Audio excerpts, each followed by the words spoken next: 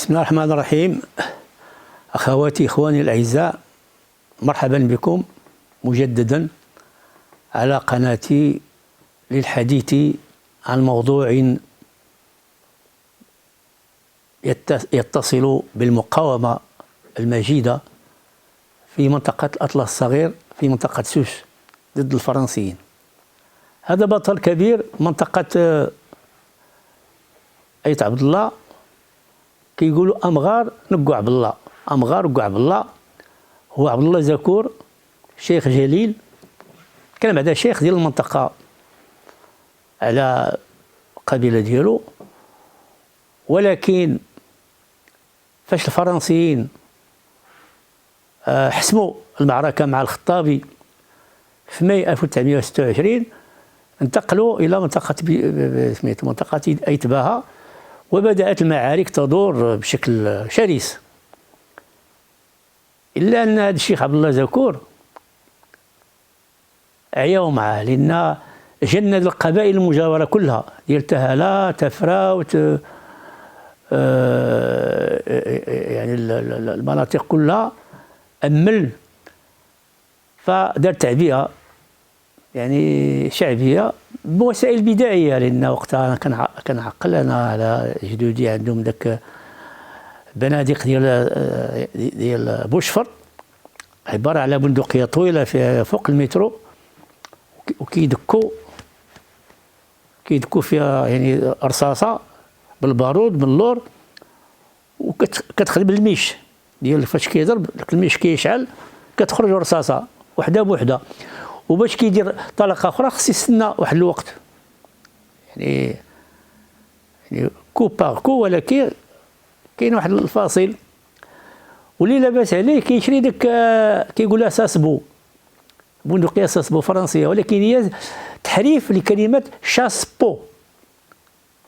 شاسبو بلدة جنوب فرنسا، بحال داك بايونيت اللي جاي من بايونيت، وهي داك الحربة كدير البندقية، كيقولها ما ساسبو، هي شاسبو.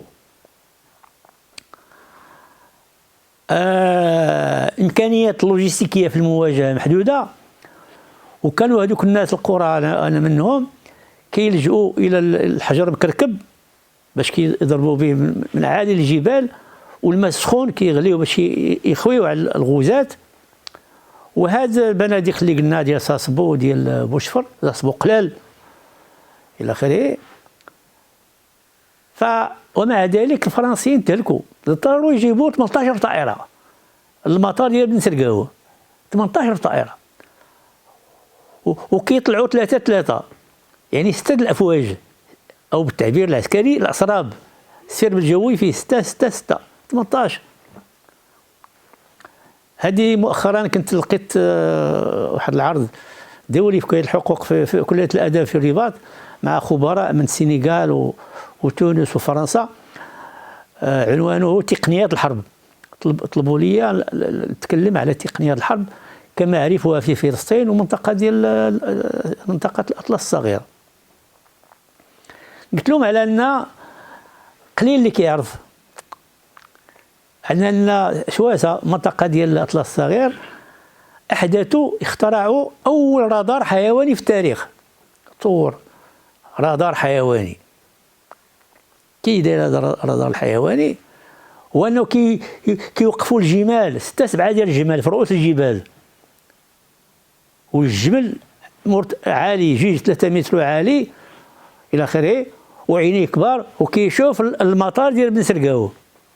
فاش كيقلعوا الطيارات يقربوا سميتو كيبدا يقع كاع كيقولوا واش كان توا الحرم، واش كان دو كيهبطوا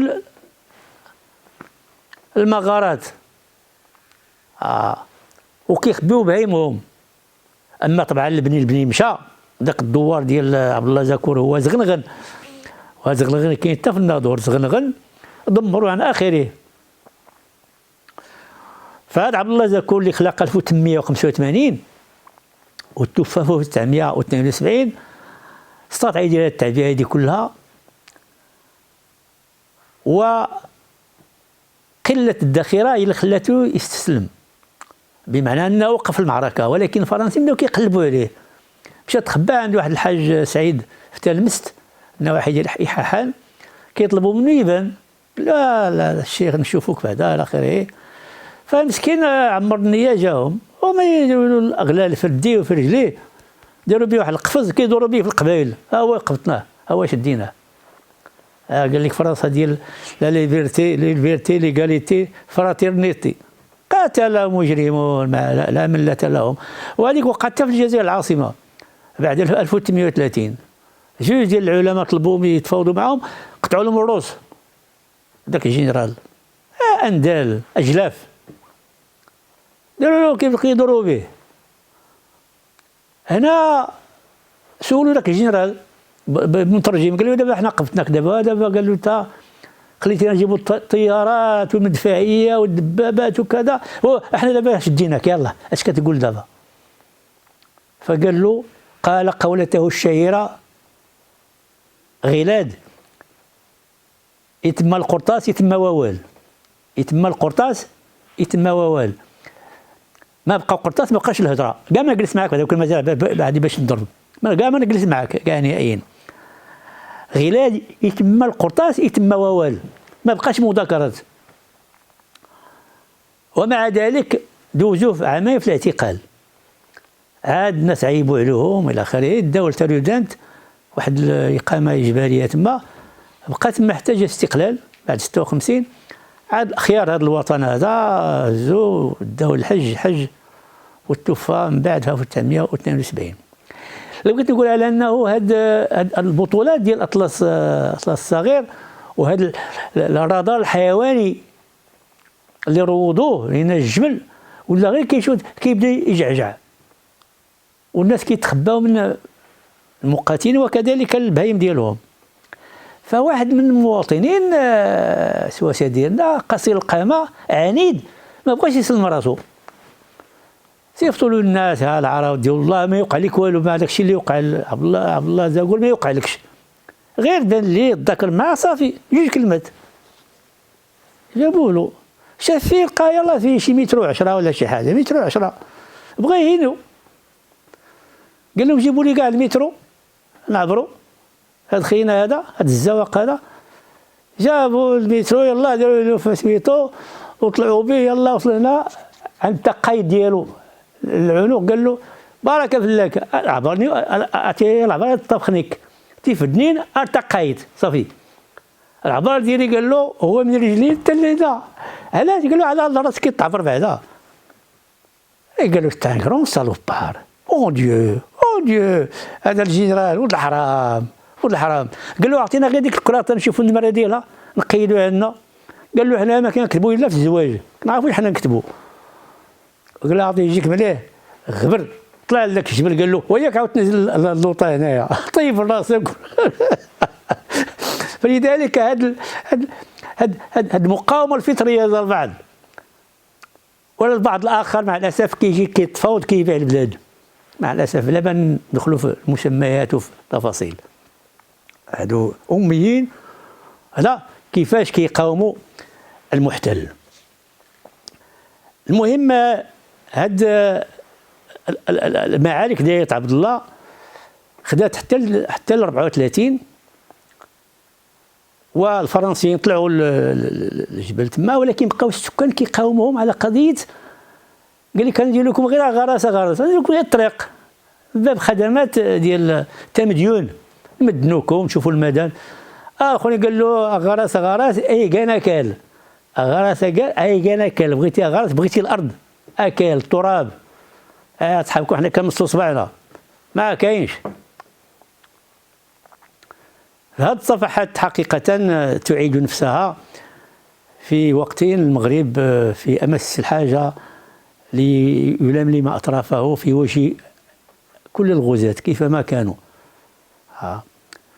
ونحتاج للنبش في تاريخنا وماضينا للتزود من هذا الماضي ومن هذا التاريخ بأدوات لاستمرار المعركة بنفس الشراسة ونفس البسالة. وسأختم بالإبداع الأدبي والشعري لشعراء المنطقة للدلالة على شراسة المعارك التي كانت تخاض بها هذه المعارك في منطقة تيتباها، منطقة أيت عبد الله. هذا النص عاد لقاه زميل الدراسة الدكتور عمر آفا. هذا النص توصل به هو مؤخرا، اكتشف 1983 واكتشف بالخط العربي، اكتشف ماشي بتيفيناغ، الخط العربي، لأن عندنا رصيد آلاف الكتب مخطوطات بالحرف العربي كما خططها المختار السوسي الحاج حبيب التنالتي ومئات العلماء ديال السوس. فكيقول فيها بسم الله ريغ أدمغ الزمانات غليغ. بسم الله أريد أن يعني أنظم شعرا لهذا الزمن الذي أعيشه. بسم الله ريخ أدمضغ إزمانات غليغ الهولي قوتن تكريت آيات غليغ، الهولي قوتن تكريت آيات غليغ. يعني هذه المصايب اللي تحيط بنا من كل جانب. ويضيف الشاعر إكاد سون غرومي إقنوان إكاد سون غكال. هذا النصراني جانا من السماء وجانا من الأرض الهجوم ديالو. إكاد سون غرومي إقنوان إكاد سون خكال العجيبة نزرة خي قنوان نزر تاوي ديوين تاوي هي المصائب. يقول العجيب هذا اللي شفنا كنواجهو، لأن كانوا كيسميو بالشلحة كيسميو دوك الطائرات إقضاد نوزال. إقضاد نوزال هما الطيور الحديدية. في البداية ما عارفين شنو المصيبة اللي كتجيهم، الطيور الحديدية. وكما قلنا 6 ديال أسراب، 3 إلى آخره، 18 طائرة باش يستطيعوا يلقاو طريق لتفراوت، ومن ثم يستمروا في اتجاه تهلا باتجاه تيزنيت من الجهة الأخرى. وشكرا لاستماعكم.